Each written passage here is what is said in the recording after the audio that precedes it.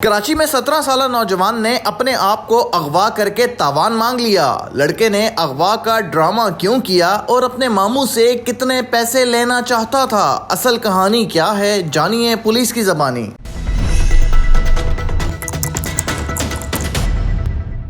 क्या वाकया था? हमने सुना कि अगवा का ड्रामे का जो है वो ड्रॉप सीन हो गया है। एक नौजवान ने अपने ही मामू से रकम तलब करने के लिए अपने आप को जो है वो अगवा करवाया जाली, लेकिन ये सारी चीजें मंजर आम पे आ गई। क्या वाकया था दरअसल? ये ऐसे ही है। ये तारिक हुसैन नामी है, एक शख्स है। वो आता है हमारे पास 2 तारीख को, तकरीबन रात को 11-12 के दरमियान थाने में आता है। वो बताता है कि मेरा भांजा जो है इस दिन 4 बजे जो है घर से निकला किसी काम के सिलसिले में, तो बाद में तकरीबन 8 साढ़े 8 बजे उसका फ़ोन आता है कि मुझे कुछ लड़कों ने अगवा कर लिया, गाड़ी में डाल के ले गए और लिहाजा वो पैसे मांग रहे हैं। तो वो हमारे पास रिपोर्ट लेके आया। फिर उसकी रिपोर्ट पे हमने जो है FIR दर्ज की और अपनी जब इन्वेस्टिगेशन स्टार्ट की, वहाँ मौके पे जाके देखा तो हमें कोई ऐसा क्लू नहीं मिला, ना कोई कैमरा था, ना कोई ऐसी जो मोहल्ले वाले हैं उन्होंने भी ऐसी कोई बात नहीं बताई कि इधर से किसी को कोई अगवा करके ले गए। तो फिर आगे तफ्तीश में जब हमने काम स्टार्ट किया तो उसमें उसकी लोकेशन वगैरह भी ली। फिर वो CDR वगैरह जो होता है मोबाइल फ़ोन की इनकमिंग आउटगोइंग कॉल, तो वो ली। तो उसमें एक नंबर था कि जो 4:15 पे इस लड़के ने, हसन ने जो है उस नंबर पे बात की थी फ़ोन पे। तो उससे मैंने जब रब्ता किया तो उससे मैंने पूछा कि आप कौन हो, आपकी इस लड़के से बात हुई है और इस टाइम पे आपका रब्ता हुआ है। तो उसने बताया कि मैं बाइकिया चलाता हूँ, अच्छा, बाइकिया राइडर था। बाइकिया राइडर हूँ। और इस लड़के को T ब्लॉक से मैंने उठाया था और इसको कैंट स्टेशन जाना था। उसके हाथ में टिकट भी थी और मेरे कराची एक्सप्रेस ट्रेन की लाहौर के लिए। यानी कि आपने जब CDR निकाली तो आखिरी राब्ता उसका बाइकिया राइडर से हुआ, तो बाइकिया आप लोगों को अंदाजा हो गया ये तो खुद गया है। हाँ, खुद गया बिल्कुल। तो फिर उससे हमने पूछा, फिर इससे भी रब्ता किया। इसको पैसे वगैरह इसके मामू ने नहीं भेजे। फिर ये वापस आ गया थाने में। तो मज़ीद फिर इसको हमने इससे पूछ-गिछ की तो उसने बताया कि वो इसका कोई फैमिली मैटर था वहाँ लाहौर में। बेसिकली ये लाहौर से आया हुआ था और 2 महीने के लिए अपने मामू के घर पे रह रहा था।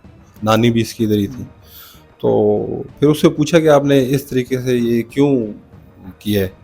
तो वो बता रहा है कि मेरी शादी हुई है वहाँ पे और कुछ ससुराल वाले हैं, उनको कोई पैसे वगैरह मैंने देने थे 50,000, इसलिए मामू से जो है वो सुनने में पसंद की शादी इसकी हुई थी, ससुराली पैसे मांग रहे थे। बकौल उसके कि वो कह रहा है कि इस तरीके से मैंने को उधार वगैरह किसी से लिया। तो कोई अगवाकार भी सामने जो इसने जाली बनाए हुए थे आए, या कोई था ही नहीं सिरे से ही? नहीं, कोई अगवाकार नहीं था। इसने खुद ही इसकी प्लानिंग थी। फिर हमने पूछा कि उसने कहा ये मेरी अपनी प्लानिंग थी, मैं मामू से पैसे निकलवाना चाहता था। तो खैर उसमें वो कामयाब नहीं हुआ। तो फिर उसको FIR क्योंकि दर्ज थी, तो उसमें फिर हमने अदालत में उसको पेश किया।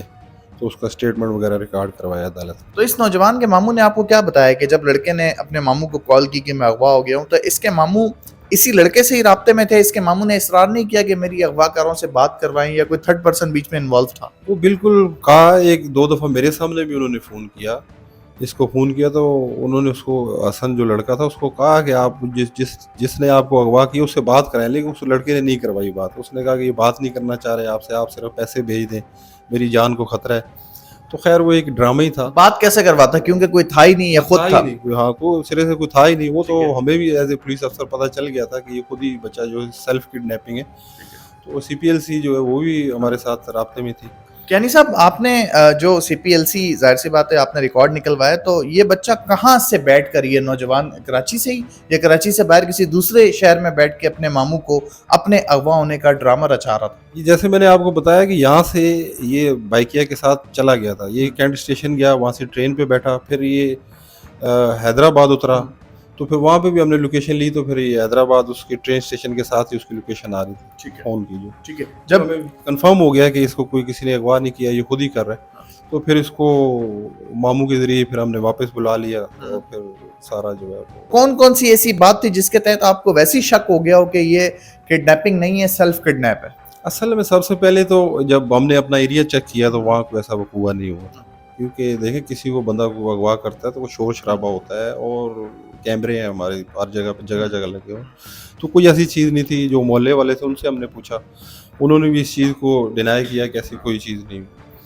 फिर जिस तरीके से वो अपने मामू से बात कर रहा था और पैसों की डिमांड कर रहा था। वो भी ज़्यादा पुलिस अफसर हमें पता था कि आप 50,000 रुपए के लिए कौन किसी को आज अच्छा, 50,000 की डिमांड की थी? 50,000 की डिमांड। ये अच्छे अगवाकार थे जो सिर्फ 50,000 रुपए में बंदा छोड़ लेते। हाँ, ऐसे ही है।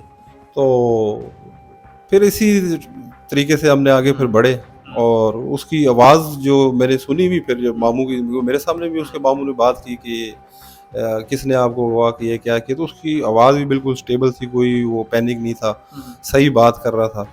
तो उससे भी आपके हमें शक उसके हुआ। कॉन्फिडेंस से भी आपको शक हुआ? हाँ, बिल्कुल जो है। अब ये मामू भांजा आपस में राजी हो गए हैं, सुलहनामा हो गया है, या मामू जो है वो अपने भांजे पे मुकदमा दर्ज करवाना चाहते हैं दूसरा जालसाजी का? नहीं, नहीं, अभी मेरे ख्याल में आपस में जो है वो उन्होंने मेरे ख्याल में माफ़ कर दिया उसको। ठीक है। हाँ, अच्छा, ये उसने नौजवान माज़रत भी कर ली है, वो पूरे मीडिया पे भी उसने माज़रत की थी अच्छा। और मामू से भी माज़रत कर ली।